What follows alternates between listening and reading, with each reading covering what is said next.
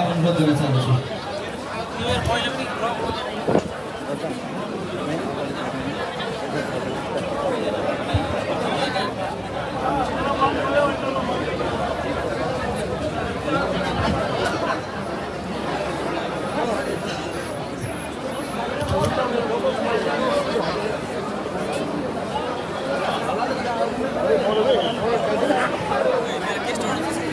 र फेरि पनि जतिजनाले पनि यहाँ अगाडि श्रद्धाञ्जली सभामा आफ्नो क्यान्डल अर्पण गरिसक्नु भएको छ भने कृपया गरेर मञ्चदेखि बाहिर गइदिने म यहाँबाट अनुरोध गर्न चाहन्छु। आजको यस श्रद्धाञ्जली सभाको कार्यक्रम